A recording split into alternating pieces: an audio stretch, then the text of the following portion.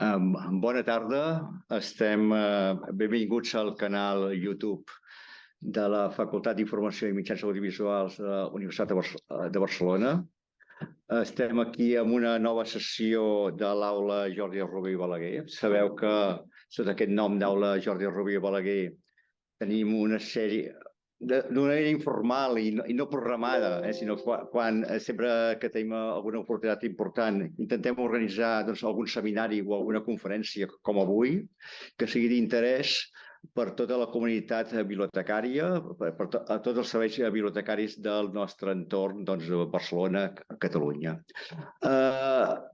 Nosaltres com a facultat ens interessa formar bons professionals i ens interessa encara més que aquests bons professionals estiguin al dia, sàpiguen cap a on van els serveis bibliotecaris al nostre país i arreu del món. És per això que intentem aliar-nos amb gent que en sap més que nosaltres, en sap més perquè està al peu del canó de les biblioteques mantenint aquests serveis o en sap més perquè ha format part d'organismes internacionals. Això és el que avui farem, gràcies a Mr. Lorcan Dempsey, que ha acceptat estar aquí amb nosaltres. Sense res més, passo la paraula perquè em faci la presentació a en Lluís Anglada, que tots el coneixeu, director de Ciència Oberta del CSUC. Well, honestly, I have not prepared your presentation, Lorcan, but it's easy to present you because you are very well known for all the profession. I think it's a good moment to say thanks for all the ideas that you along your career you put in articles and in presentations. Almost me personally, I not only enjoy it listening your articles, but also some of your ideas has been very, very useful for development of my professional career. That I want is to only to talk about two ideas that I think that I have a commitment with the Catalan with the faculty to write a short article about the ideas that I took from your articles on this. I promise publicly to try to do, but for this moment, that I want is to express the idea is that the library is one brand with a lot of branches. No, we are belonging to one. This doesn't happen with other things, but we are a strong. And a strong idea that is developed around the world and with different accents. And I think it's important because this sets the cooperation in the center of and the change of ideas. They put this in the center of our professional development. And the second, only to say two, is that we all in the room, we talk about the digital information, but Lorcan talks about the digital and networked information. I think that the stress in the networked information is very, very important because as this is related with the title of your talk of today. I think the information is not only changing the landscape because the information is digital, but also because it's digital is in the network. And this makes a lot of changes on our services, but also in the library as well. Many thanks, Lorcan, to be here. And we hope that to be able to invite in person soon when things be more normal than now that we are in a post-COVID situation. Many thanks. Thank you. Will I begin? Yeah. The floor is yours. The floor is mine. Okay. Well, thank you. Thank you very much for a kind introduction. Thank you very much for the kind invitation. It is true that I think the transition that we see is not just a move to digital, it's a move into a network environment. And the networks change the way we can do things. And obviously a big influence on me and lots of other people is Castells, who of course originally was from Barcelona and wrote about Barcelona. You also mentioned accent. I will try and speak a little bit quickly because I have a lot of stuff to get through, although I do normally speak quite slowly.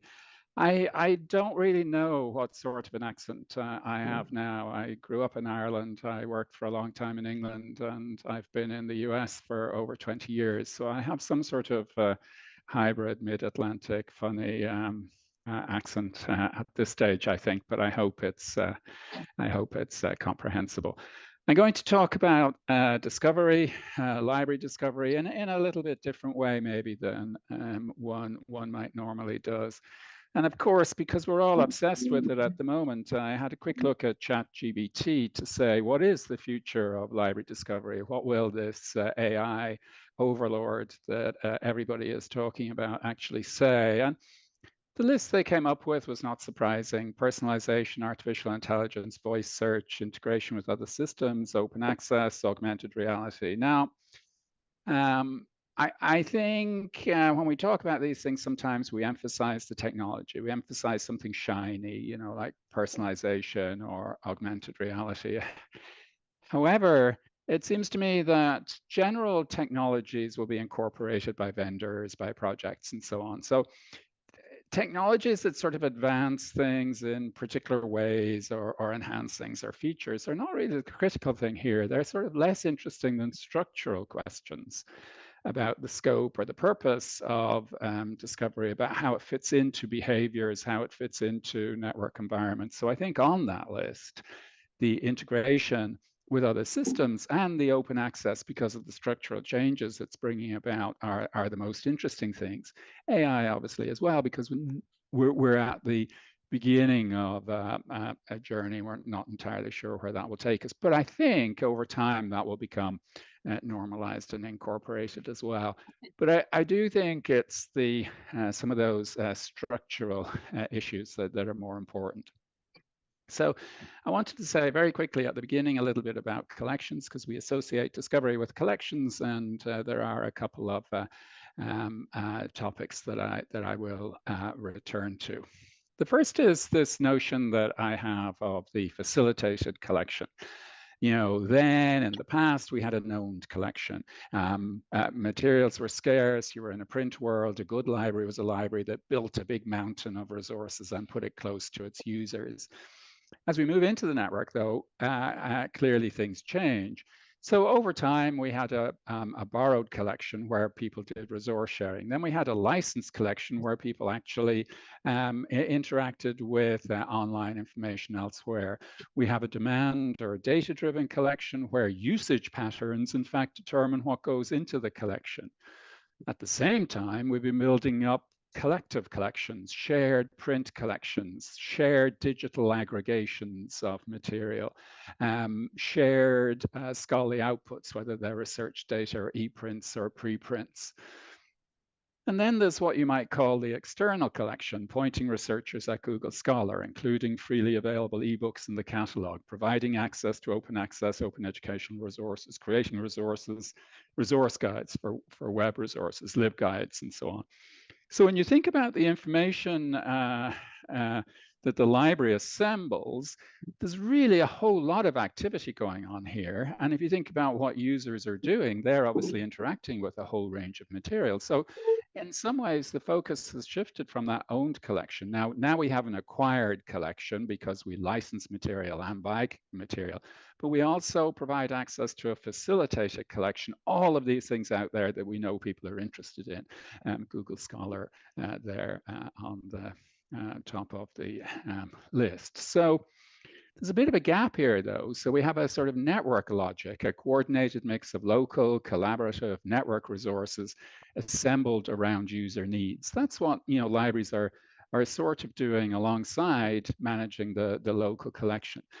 The move online, the pandemic, really, I think, has accelerated this because the move online accelerates the need to provide targeted, relevant resources. So thinking about providing guided resources for people. So this is more of a demand side view. What is it that people need rather than a supply side view, which is what we have and what we're giving you. And I think this idea of a facilitated collection really has resonated and been quite important. The other thing I want to talk about is the difference between inside out and outside in. So historically, the collection is an outside in collection.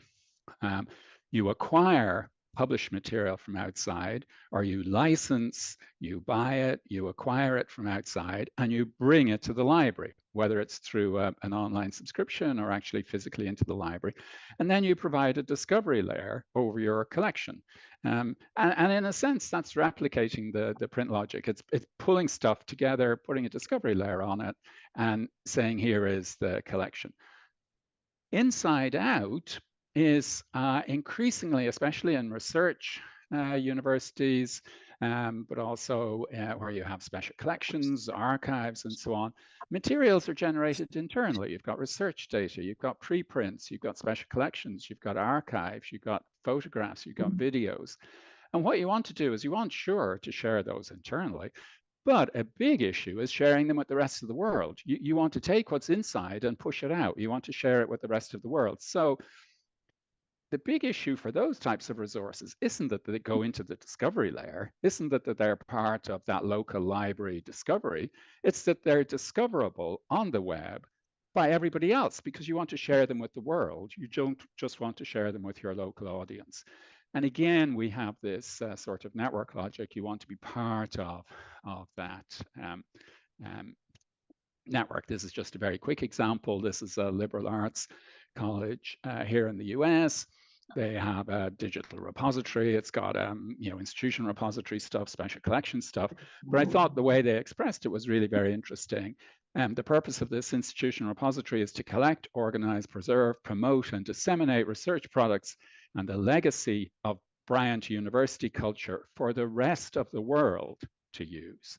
So it's inside out. It's taking something that the institution generates and sharing it with the rest of the world. And I think it's quite nice. It's both research projects and the legacy. It's the cultural heritage and the research materials. So you want to create, manage, and make discoverable evidence, as in research data and so on, community, maybe expertise, profiles, and then memory, the cultural heritage.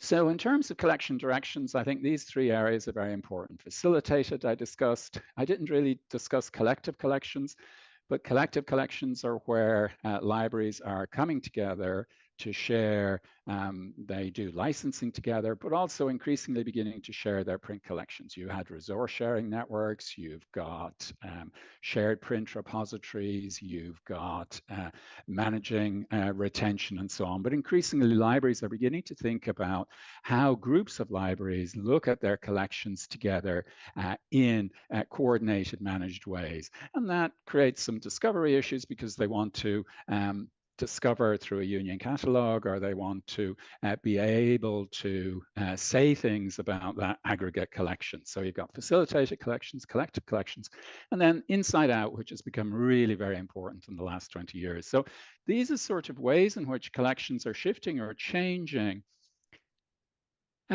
But they're sort of emergent, and in some cases they're sort of pre-strategic.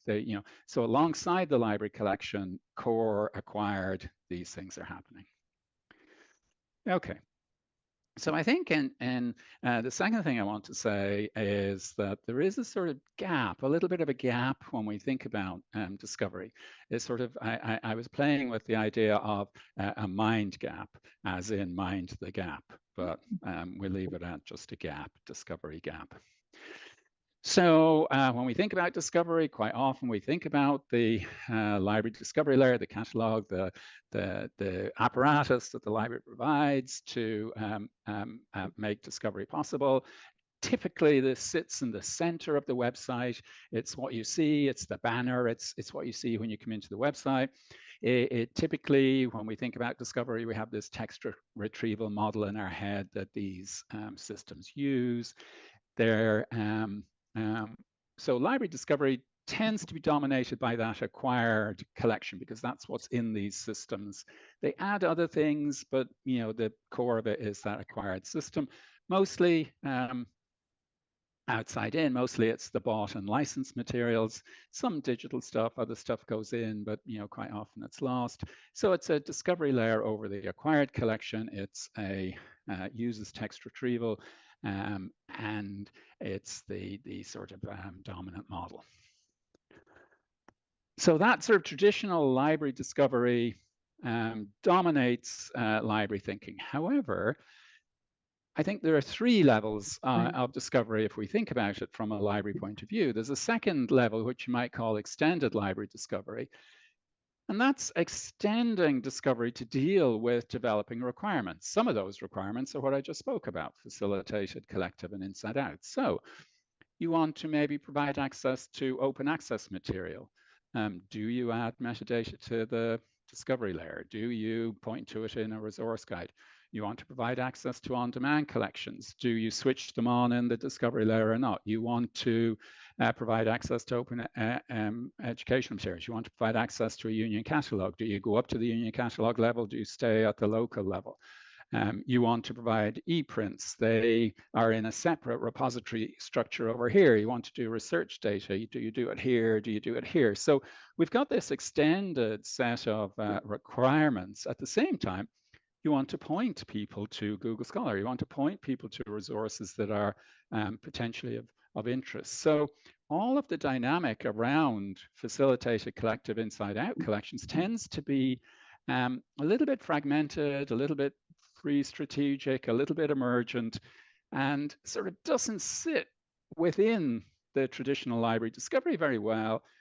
Sometimes it's partially included, sometimes it's not, sometimes. So we've got this array of systems and services that sort of sit around it that are also, in some ways, really about discovery. And then, of course, if you talk in general conversation, typically you're talking about the open web, you're talking about Google, you're talking about Wikipedia, and you're talking about these new sort of chat interfaces that are coming up. So we've got these sort of three levels, if you like, and traditional library discovery, I think, has most of the discovery mindshare when we talk about library discovery.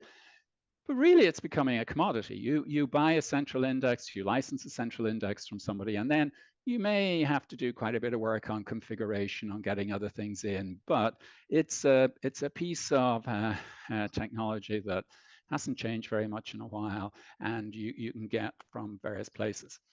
One of the issues with it, of course, is that, as we know from a variety of studies, discovery actually happens elsewhere. It happens in number three. It happens out on the web and so on. The number of people who start their discovery process within the library, within the discovery layer, is, not the majority. Then we have extended library discovery. I'll mention a few times, I think, LibGuides, resource guides, hugely important here and hugely symptomatic of this change. What's happened is you've had this explosion in terms of resource guides and LibGuides because people recognize they have to provide access to the facilitated collection. They have to facilitate access to all these resources that people might be interested in. So resource guides may tell you about local stuff, but they tell you about all these other things. And then you can load metadata, but basically, as I say, underdeveloped. Third level of discovery, convenience trumps almost everything else. So very important that you link back from Google Scholar, that you provide links back into the library when you can. So the gap, the discovery gap, discovery in our minds, it tends to default to library discovery. Library discovery tends to default to the acquired collection, maybe with a little bit of add-on, but users are interested in this broader discovery environment. So library thinking tends to be dominated by this narrower view when it thinks about discovery. So in that context, what I'm going to do is talk about areas or gaps, places where things are happening, things are moving forward. Sometimes we don't tend to think of them as discovery, but they really are about helping our users encounter, use relevant, vital, important, useful, interesting resources in various ways. And typically, when it comes to a gap, it's that they're separate from discovery activities, but also quite often there's a bit of a technical gap where we're in a situation where activity is fragmented or it's not very well supported through systems and services. But I think if you look at any of these, none of these will be especially surprising, but they all relate to discovery, and here they are. So I don't expect you to read all of this. This is a PowerPoint slide as PowerPoint was meant to be used. Lots of lots of text. But I'm going to go through these very quickly, one by one. Okay. So guided discovery, curated discovery in a learning environment. Coming through the pandemic, this has really been highlighted, that when you think about students, when you think about access to resources by students, when you think about the sort of shift there was to online learning, the shift there was to operating in that sort of digital environment, it really exposed how one had to make resources available that were configured or contextualized by pedagogic goals, by curricula, by support. Now, clearly, we have course reserves. That's the sort of dominant American model. We have LibGuides, which I've mentioned. And we have reading lists or resource lists. So all of these and other things, you know, thinking about syllabi, thinking about, you've got a layer of discovery apparatus around course reserves, LibGuides, reading lists, resource lists that are tied to particular curricular pedagogical goals. Sometimes they're created by a faculty member, sometimes they're created by a librarian, but they are effectively a discovery layer, a guided discovery layer, a curated discovery layer for learning. And they are contextualized to learning needs. Now, the type of resource that they provide is quite useful. Now, this is an area where you can see in the future this sort of ChatGPT, the AI chat, as more important, because the types of things that people think about is looking for resources adapted to class and assignment. I need resources with illustrations. You know, that's a question that very difficult to answer, actually. You know, is there a database that sort of talks about articles or books that, you know, have illustrations? Common questions: what are the core resources here? Now, some exploration will do that, but at the same time, people will just go to Google to find out. And that sort of classic question, I need 10 interesting resources in different media. I need 10 authoritative resources in different media. These types of questions, not very well answered by our systems and services. Now, people should be doing some work to do that. But again, it's thinking about that sort of guided discovery, curated discovery layer. So there's a set of services and a set of needs in these learning environments. The second is thinking about, from discovery to guided discovery, an interpretive layer for unique materials. And we're used to this from a museum situation. If you think about museums have large collections that you never see. What you see is guided discovery. You see a curated collection, you see an exhibition, you see materials that are contextualized to a particular narrative or approach. So exhibitions, digital exhibitions, are something that we've seen more of in a library context. This is from Ohio State University, an exhibition that my wife Anne Lennon worked on, and it's in the Billy Ireland Library and Museum, which is one of the world's greatest collections of political cartooning, political art, cartoon material. And this is about a particular Bill Blackbeard who collected massively. So this is an exhibition which gives you an entry into what is a huge collection that you don't really know where to start, what to do, unless you're a specialist, unless you know. This is from Occidental College, and I think, you know, here you have a set of exhibitions built on top of collections, archives, with students in class or independent study or faculty. So again, when you think about digital materials, when you think about the vast mass, increasingly what one is interested in is the ability to build pathways and connections, think about unique materials that have special stories or meanings and surface them in particular ways, think about how to contextualize, how to build narratives, storytelling, sense-making in a pedagogic sense with students and so on. So if you think about the apparatus to build exhibitions, to build stories, to build narratives, and having built those, to have people use them or share them, this is effectively a guided discovery, a curated discovery in relation to digital materials. But it's very intermittent and uneven.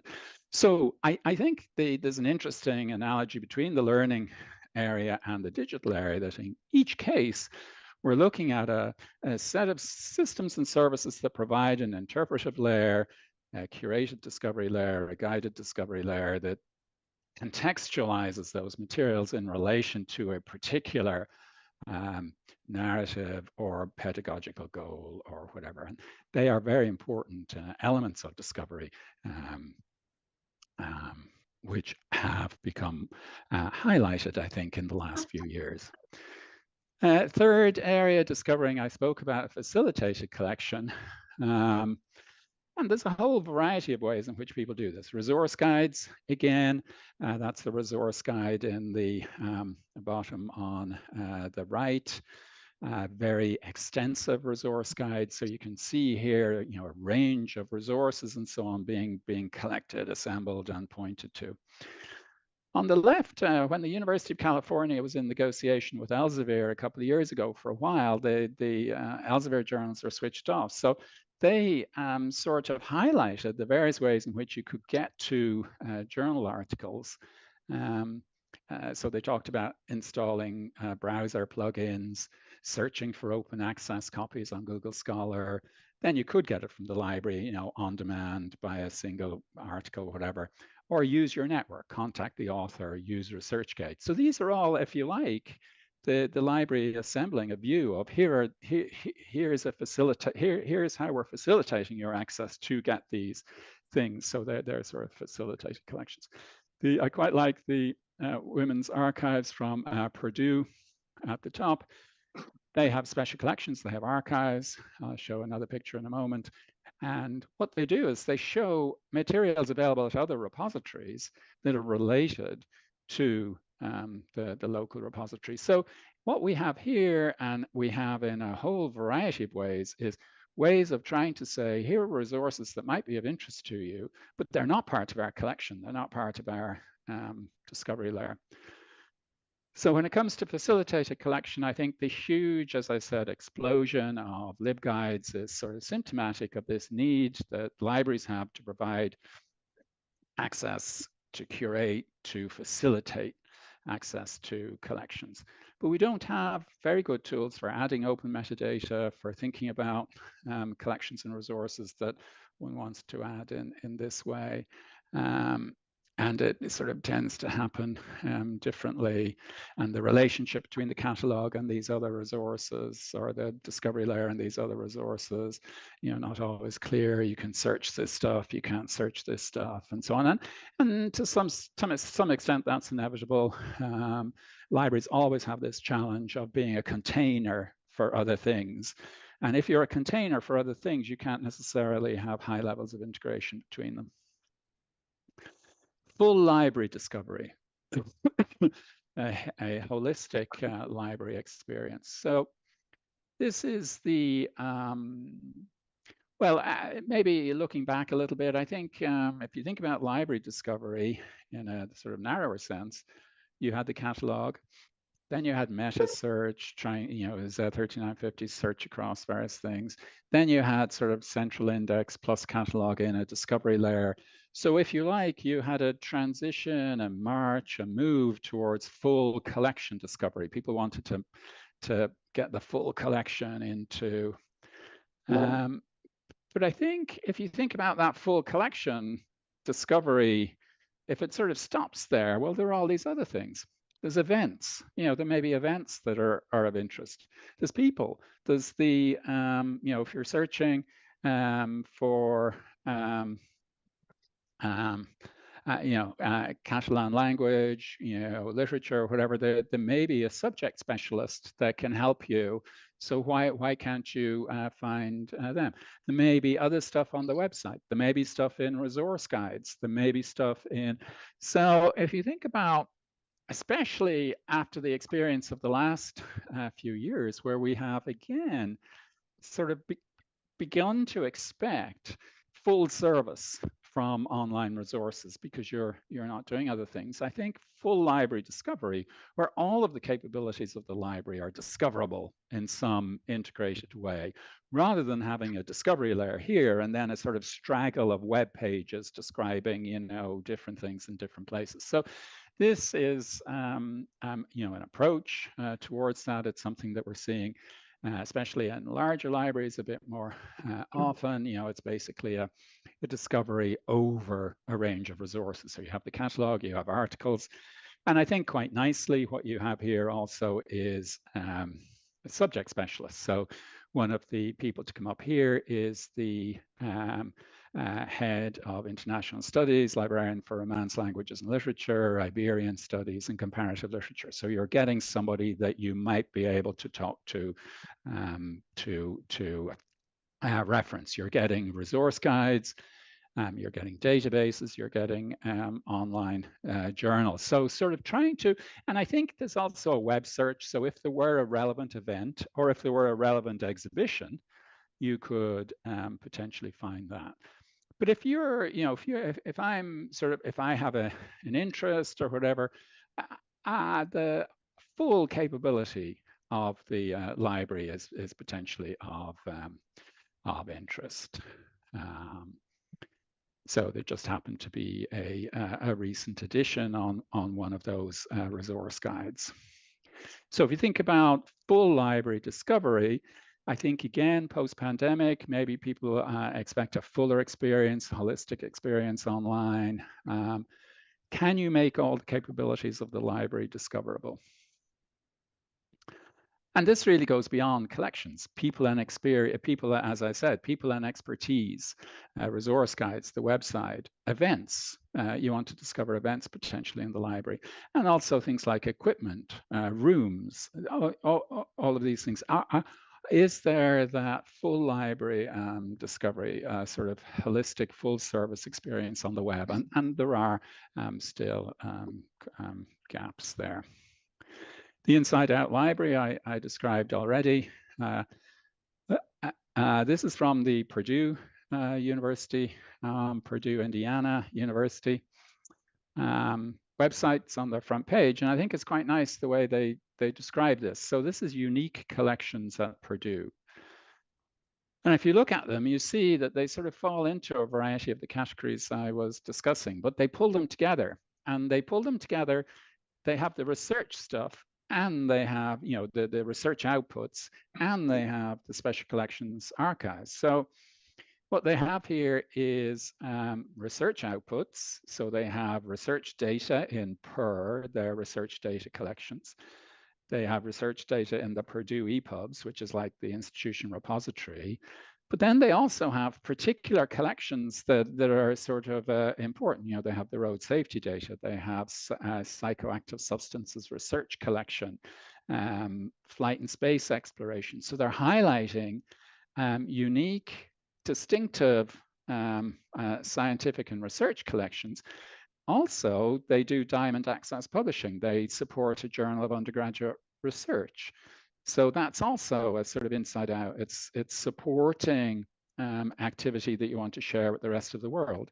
And then they have their archives and they have their special collections. They have broad special collections, but then they also have particular areas. And I mentioned the Susan Bulkley Butler Women's Archives earlier. So here you have if you like, a collection of things. These are things that the university manages. The university has, it's generated through research activity, it's research outputs, it's open access journal, but then also it's special collections and archives. And it wants to share these things with the rest of the world, and it shares them with the rest of the world in a variety of ways. PER, which is their research data management activity. If you deposit research data here, obviously you can deposit research data in lots of places, but this is one. You'll get a DOI and get indexed on search engines. So what they're saying is, in an inside-out sort of way, they're saying, work with us and we'll help make your research outputs more visible to the world.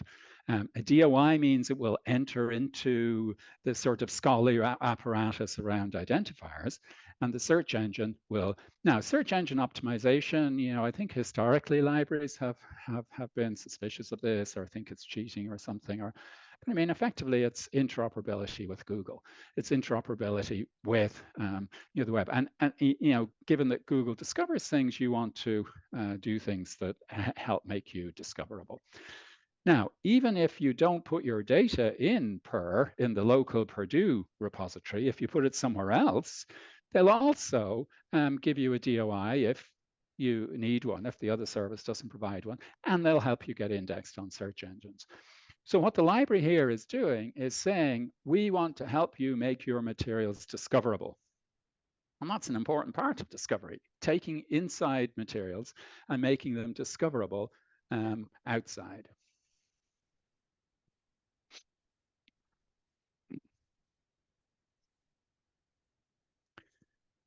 So making inside-out materials discoverable, thinking about search engine optimization and search engines, not just on things like that, but on the repository, on the special collections. You know, are you doing things that sharing metadata with particular aggregations, doing blogs or presentations about materials, social media, advising people what social scholarly networks, you know, what does it mean to participate in ResearchGate? How do you make materials available there? But also connecting other places. And the library typically has an education role. They have an advice and awareness or guidance role. But in some cases, they may also supply infrastructure, as in the per example before. So actually making materials discoverable is a very important activity, especially where there's a research enterprise that's generating research activity, or there's a library that has significant cultural materials that it wants to share with the rest of the world. Okay. Programmatic discovery, i.e. discovery by programs. Reading and chatting, I put in because of the interest in AI at library scale. And by that, I mean that what you're seeing increasingly, given the volume of the scientific literature, is that larger publishers and others are making APIs available. Crossref then allows you to move across some of these to get materials for data mining, for that sort of programmatic reading, computational reading at library scale, i.e. at the scale of a collection, at the scale of a whole corpus of material. And if you look at various library websites, the one on the right is Minnesota. It's describing for their faculty or researchers a variety of ways in which they can get access to publisher APIs or can get access to full text to support research based on data mining, pattern recognition. And the rationale here, as I say, is you've got a big volume of publication, but you want to search for patterns, you want to search for significance in full text, in a way that is very difficult to do reading article by article. So you want to do that, look for discovery, explore computationally aggregations of text, and a whole variety of tools and techniques appearing for this. Very significant, I think, that JSTOR, recently, they've been experimenting with this, but recently they've launched a service called Constellate, which is basically text analytics service that is that allows you to do this text mining, pattern recognition, whatever, over corpus of material.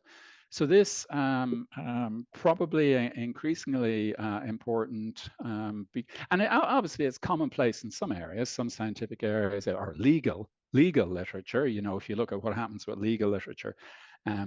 But libraries increasingly need to think about how to support this type of activity, which is effectively, again, a sort of discovery. But I want to tie it to the discussion about AI in a few moments.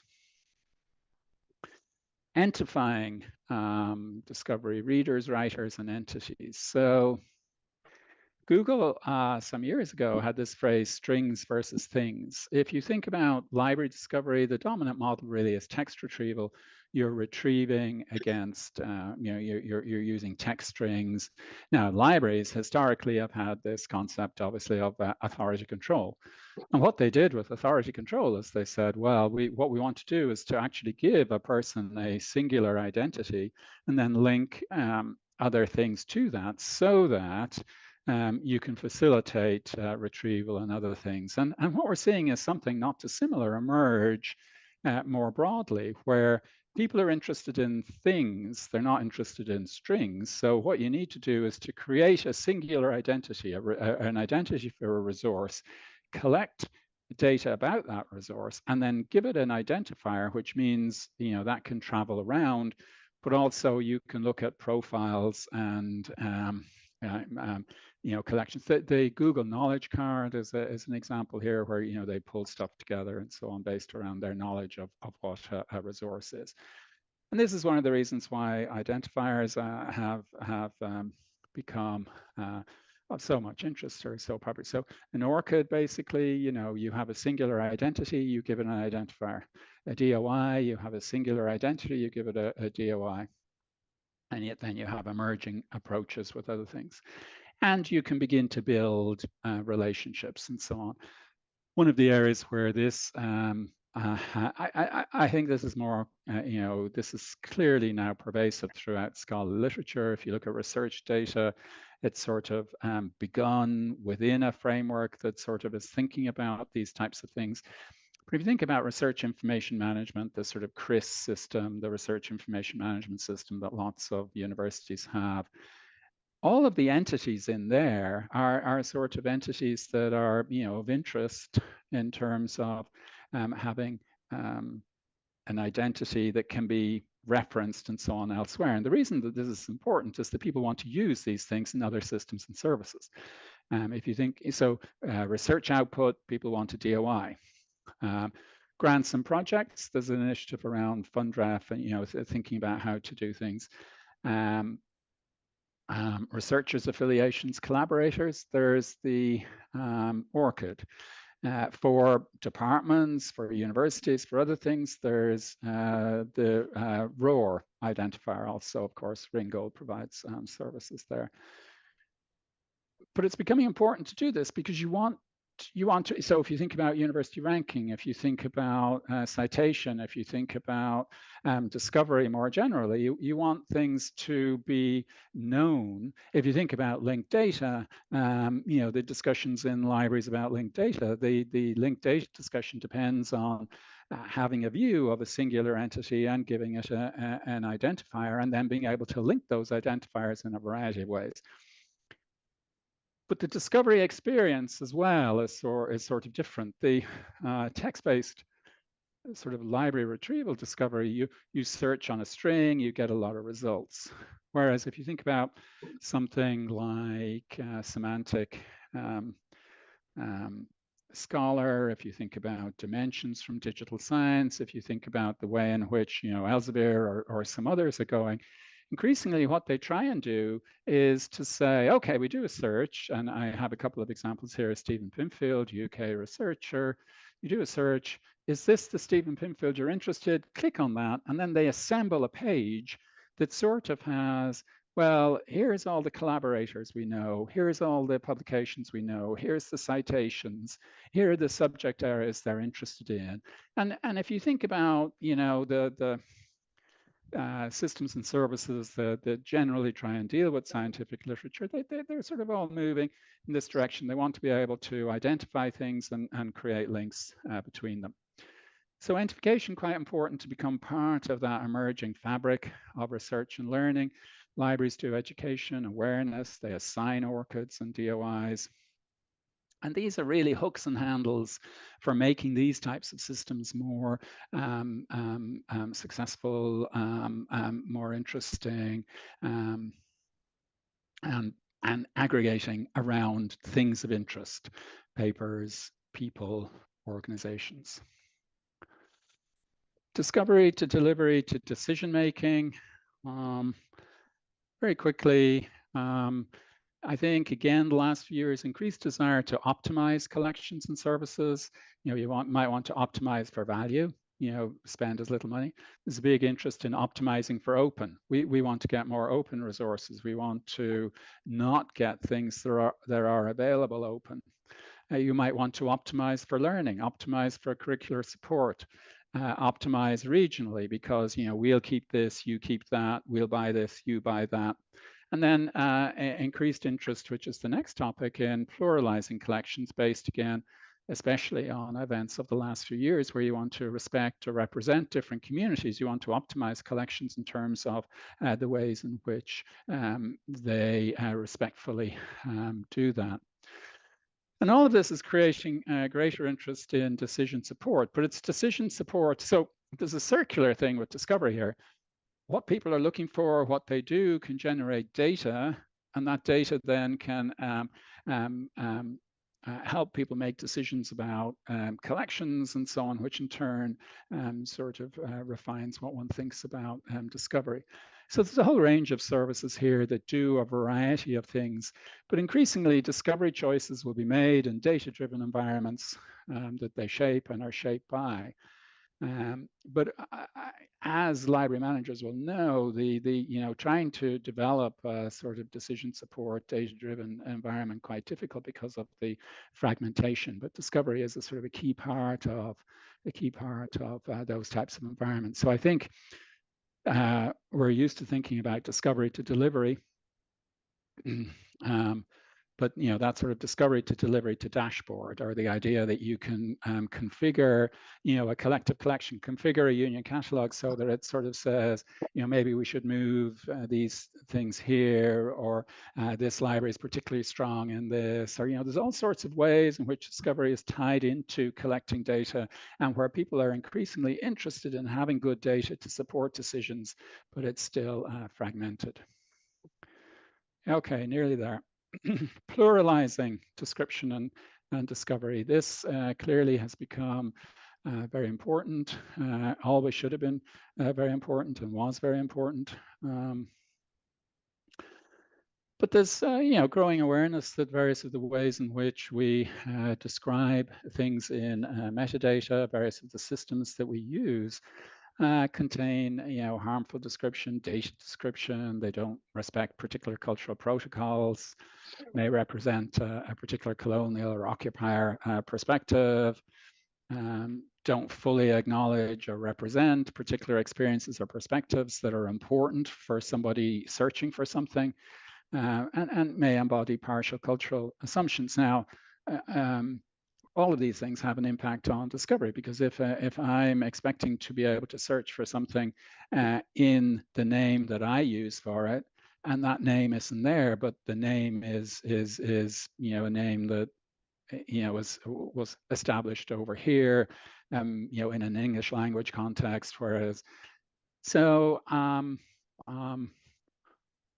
there's growing awareness of the need to think about this in relation to discovery, but also in relation, obviously, to attitudes, to staff makeup, to assumptions generally.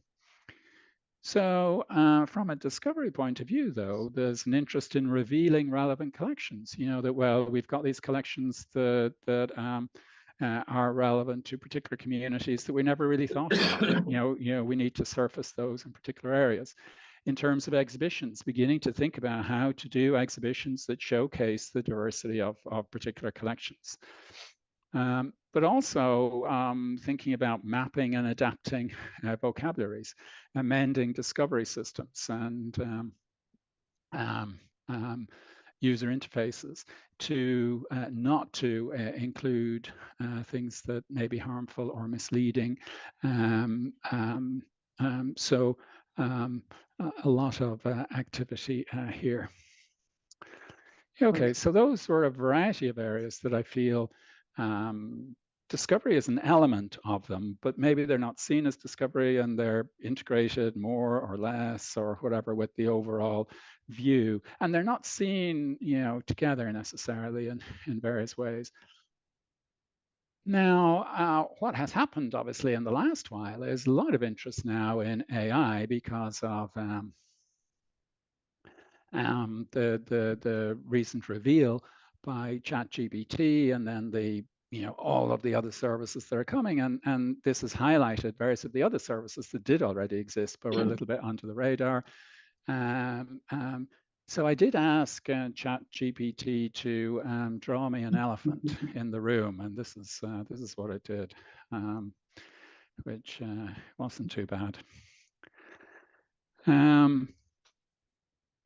So over time, the library has learned to work with the web, to learn, not to, those of you who are old enough will remember all the discussion about, the end of library, whatever. But libraries have learned to work with the web, to leverage, to enhance, to contribute. There was a huge discussion about Wikipedia in maybe a smaller way. Libraries now work with Wikipedia, work in terms of Wikipedia as part of a general framework that is especially interesting in terms of making people understand some of the elements of information environment. AI is very early. Obviously, there's been a lot of speculation because of the recent events, but I think over time we'll work with it. Maybe do a little bit less of that because somebody else is doing a little more of this, in the way that libraries have done with other developments. There's been quite a bit of discussion about this article, and I'm sure many of you have seen it, by Alex Javeronkov in Forbes magazine. And he says that the unexpected winners here are people who actually already have high quality data, curated data into which intellectual effort has gone. And then he makes the interesting observation from his point of view that publishing houses, Nature, publishing is the example he gives, may be the biggest winner. And because he's writing for Forbes, he talks about Forbes. And I think, if you follow this, clearly there's a lot of speculation, there's a lot of concern, there's a lot of jokiness about the wonky answers that people get from some of these systems. But I think one recurrent theme is the importance of what these systems are trained on, and the importance of the curation and control of that training material, as well then as the sort of what the systems and services do with it. So I think, and I can see that from my own experience. I have a website that's actually quite full. That sort of my career is well documented. Various of the things I've written about are well documented. So if I ask ChatGPT about me, my website pops up in a variety of places, as a as a source, which maybe over time it won't do that. If it recognizes that I am the person responsible for the website, it will discount for that, but at the moment. So I think what this means is that if you think about this future, having valuable and visible material in ways in which these services can benefit from them is probably an advantage, at the same time as being very careful and lobbying for responsible and appropriate use. So thinking about some things that libraries could do, and going back to my list, if you think about this future, well, there's guided discovery, contextualizing resources in the context of curricula and learning. There's guided discovery, contextualizing special collections in a sort of narrative, storytelling, sense-making type of context, having rich facilitation. Having a holistic library web presence, which actually reveals expertise, services, and so on, so that if somebody does ask a question somewhere, the materials are there to be drawn on. Inside out, making sure that the intellectual outputs of the institution, the cultural resources of the institution are woven into the web in ways that they are visible and can be seen, that they have the appropriate identifiers, that they have the appropriate connections, that they are linked in appropriate places.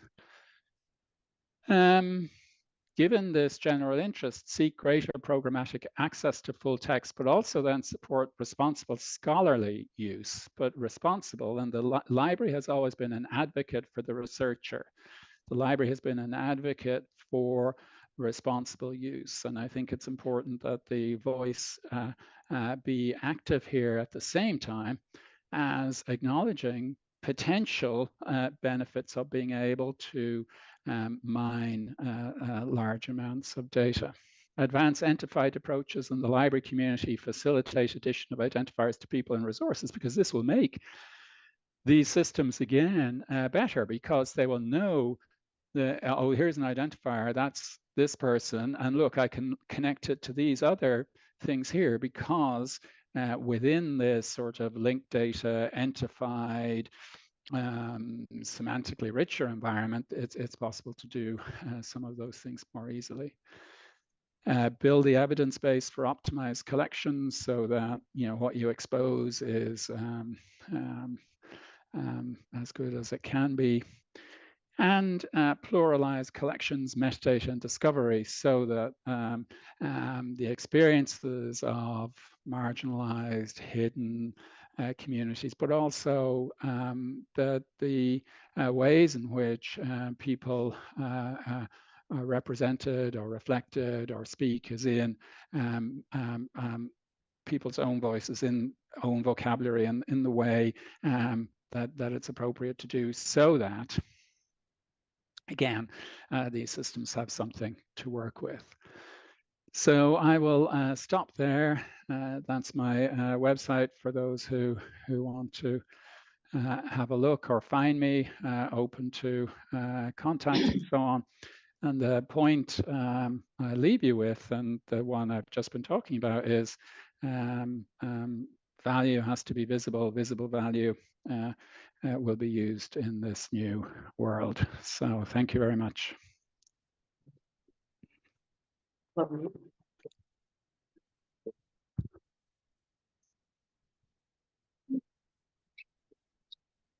Well, thank you, Lorcan.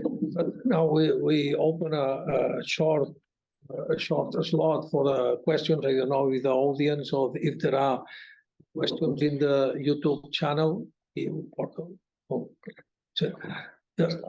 ha preguntes o no?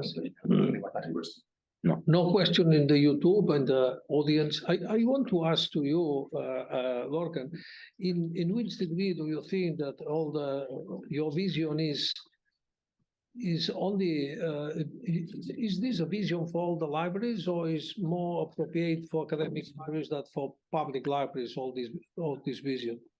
I mean, the a lot of what I was talking about was for academic libraries and research libraries who have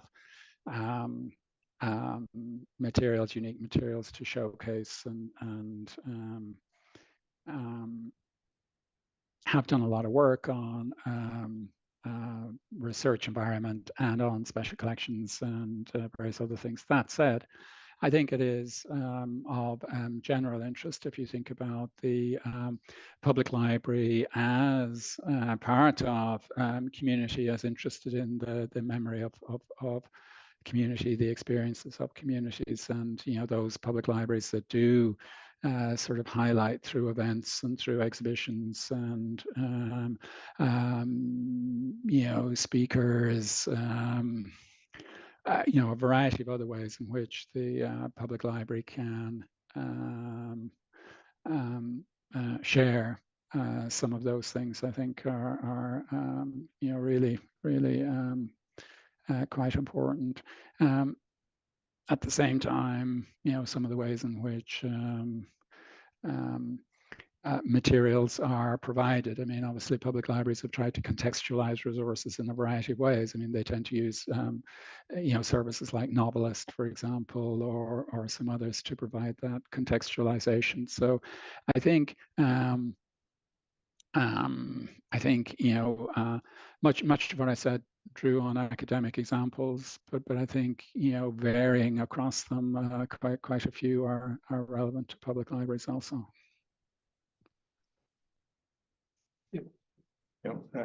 Thank you, Lorcan, for this inspiring talk you have given us. I would like to have your opinion in one thing, and this is, as you said, many years ago we had the OPAC, then we went to this discovery that we're trying to index many information we had at the library. But as you say, now there are many tools outside that are far better than us that we can do at the library. Do you think that in the coming future we should focus our resources or discoveries trying to index what you say, the inside out libraries, so just focusing on what we really have, because we cannot compete to the outside indexers? Put it simple, does it make sense to continue indexing, for example, Elsevier and Wiley articles that are indexed much better outside than we can do it? Unpaid for? Yeah, I wouldn't see it as a competition as the first thing. I think the library has a mission, and the library has a role, and it sort of works with the tools and the environment as they exist, and the library obviously changes as the environment changes. Your question reminds me of a step they took a few years ago at the University of Utrecht in the Netherlands. So they did actually switch off their discovery layer, and they substituted, if I remember, I may not have the detail entirely correct, but the principle was from the point of view of catalog materials, they did have a National Union catalog, so they were able to go up to the National Union catalog, which would direct people back down in. So from the catalog point of view, they didn't necessarily need a local catalog, they could go up and down. And for the licensed materials, they sort of go to Google Scholar or someone else, and then that would bring people back in. They made sure that they were, that the knowledge base was connected up and so on. So I think it is important that the glue is there. So you want to know what materials you have licensed for your community. So that sort of knowledge base type thing. But I think then you can sit that behind a variety of things and not necessarily provide your own discovery experience. So I think the inside out stuff is important and needs to be focused on. I don't think it's a choice between that and the other stuff though. So the inside out stuff I think should be focused on, and it's clearly for some types of institution, if they have special cultural heritage materials, if they have special research outputs and so on, they should be connecting that in various ways. From the discovery layer point of view, I think we're in a situation now where, I mean, the central index type thing is a commodity. You can buy one from several people, and you have to do configuration, and it's real work and so on. But so I do think exploring alternative ways of doing that makes sense, where you have the knowledge base infrastructure, something that actually says this is what I have procured for my local community, and then linking back in from various other discovery resources. In some cases it'll be well set up, in some cases less so. I do think, when you look through the various research studies that have been done about the discovery layer, I mean, clearly some faculty will have their favorite resources, people who start in Google Scholar and so on. From a library point of view, there's also, though, a PR issue, I think, that talking to people, what I find is that this is a showcase or a shop window, and they're reluctant to take that away, even if it's not the most, even if it's not the primary avenue in for everybody. So there's a variety of things going on there.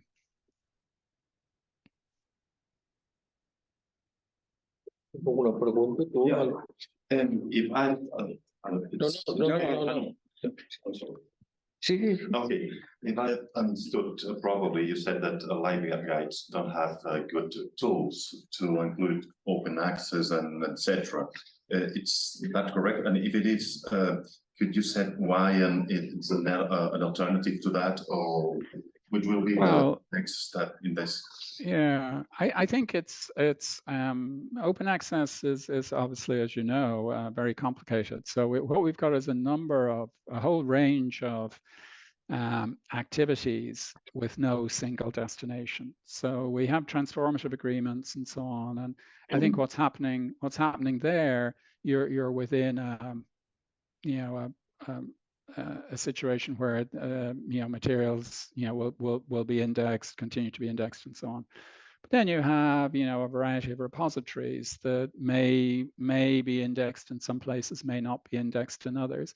I thought it was interesting that I think Clarivate announced the other day that they were introducing a preprints index, but I think pulling from particular disciplinary repositories. So what you've got is a whole range of repositories, open access aggregations. You've got increasingly books, open educational resources, and other things. And from the library point of view, if they want to provide access to those things, historically they did load some stuff maybe into the discovery layer, but that's not sustainable. So they typically list them on a resource guide or do something like that. So what I'm meaning is that the whole user experience is maybe not great because you're pointing people in different directions. This is always a challenge for libraries, though, in the digital environment, because the library is effectively this container for various resources. And you can get things into the container, but do you just point to them? What level of integration do you provide, and so on? So the central index was effectively a vendor-produced integration of all that meta searching, because the meta searching was seen as unsustainable. Well, we're in a sort of different but similar environment now, where okay, you've got your central index over here, but that provides access to that. So people will be adding material to the central index. So significant open access collections may go in, various others. So one direction is through that central index if you continue to license one. But then you also have a variety of other aggregations, and you have people like Clarivate or others beginning to add stuff as well. So we're in a sort of flux at the moment, where if you could sort of with certainty say, well, okay, this is everything we have available in our collection. But now you can't, you have to give people lots of resources to say, well, if you want to have confidence that you're looking in all the right places, here's this list.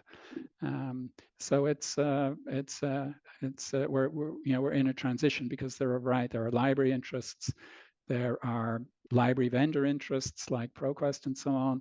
There are Elsevier, Clarivate interests, well, ProQuest part of Clarivate. There's community open activities that are going on. So there's a lot of activity at the moment. Look, we still have a question that perhaps is the last one because we lasted more than 1 hour. But Gemma Santos asked you, I am reading, how do you think libraries need to know their potential users, researchers, faculty, citizens, etc., to offer tailored services and to become useful and valued discovery partners for them? I'm sorry, the question is, how do they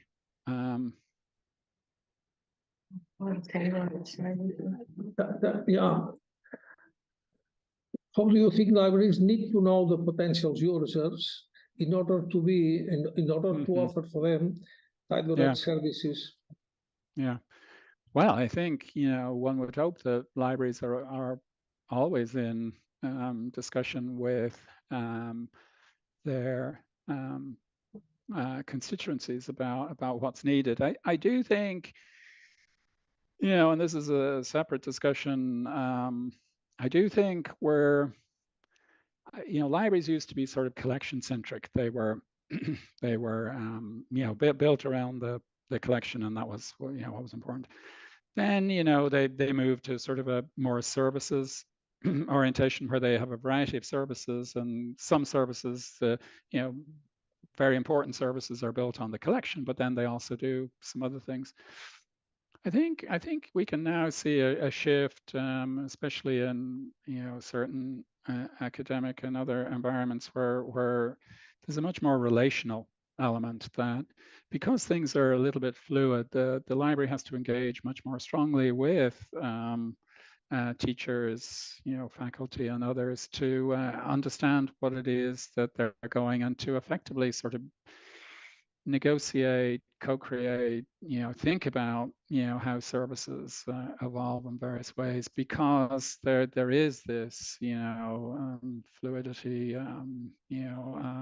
about the current environment. So I think that relational turn is something that's, going to be very important. But given the ways in which behaviors and other things are changing, obviously you can rely on a certain amount of research, user research and so on. But it is especially important to be to try and be in tune with what is being used, what isn't being used, with what your users actually want. And this is partly as well what I was meaning by discovery to delivery to dashboard. I think libraries collect a certain amount of usage data, but again, because libraries are a container, it tends to be a little bit fragmented. So really getting a handle on a sort of trying to get an integrated source of that data, so that you, in addition to the human outreach discussion, there's more aggregated data coming in about what people are actually doing and using. Thank you very much. I think that we will then, with a deep knowledge of all of us and the attendance, the virtual attendance, and I hope to, as we said, is to see you when you travel to Ireland and to stop in Barcelona, that we have a nice, not international airport, but very good connections. As you know, a beautiful city that we offer for you. So, and thank you very much, Lorcan.